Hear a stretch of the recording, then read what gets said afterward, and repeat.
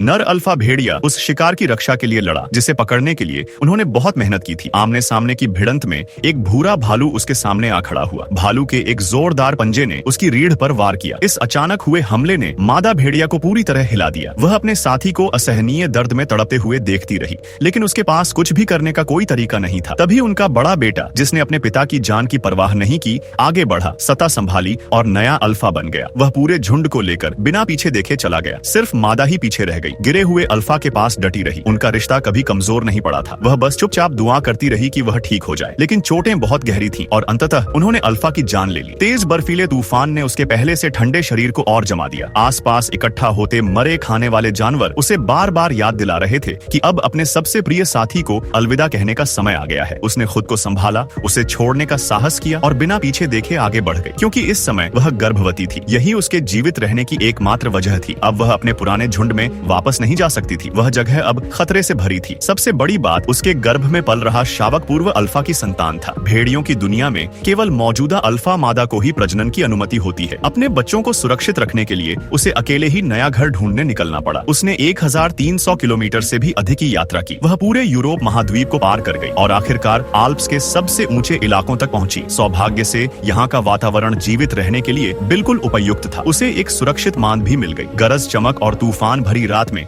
उसने 6 शावकों को जन्म दिया। क्योंकि वह शिकार के लिए बाहर नहीं जा सकती थी, इसलिए वह घास चबाकर और केंचुए खाकर जीवित रही। देखते ही देखते शावक 8 हफ्तों के हो गए। वे धीरे धीरे मांद के बाहर कदम रखने लगे, लेकिन भोजन अब भी बेहद कम था। ज्यादा भोजन पाने के लिए वह अपनी पूरी ताकत लगा चुकी थी। आखिरकार उसे अपने बच्चों के साथ आगे बढ़ना पड़ा, किसी ज्यादा समृद्ध इलाके की तलाश में। लेकिन इस अनजान क्षेत्र में उसने जल्दी ही खतरे को महसूस कर लिया। दूर से आती हुआओं की आवाजों ने बता दिया कि वह किसी दूसरे झुंड के इलाके में आ गई है। अब इंसानों के एक शहर को पार करना ही बाहर निकलने का एकमात्र रास्ता था। बार बार जोखिमों को सोचने के बाद उसने शांत रात में आगे बढ़ने का फैसला किया। उनके हर कदम में तनाव था। वे पूरे रास्ते तेजी और सावधानी से चलते रहे। उन्हें पता था कि अगर वे इंसानी शहर पार कर लें तो हर खतरा मोल लेना सही होगा। सुबह की पहली रोशनी के साथ 7 भेड़ियों का वह समूह आखिरकार अपने गंतव्य तक पहुंच गया। वे मर्कांतूर नेशनल पार्क पहुंचे। यहाँ की जमीन उपजाऊ थी, शिकार भरपूर था, प्रतिस्पर्धा भी अपेक्षाकृत कम थी। इसलिए मादा भेड़िया ने अपने बच्चों के साथ यहीं बसने का फैसला किया और अपना एक नया झुंड खड़ा किया।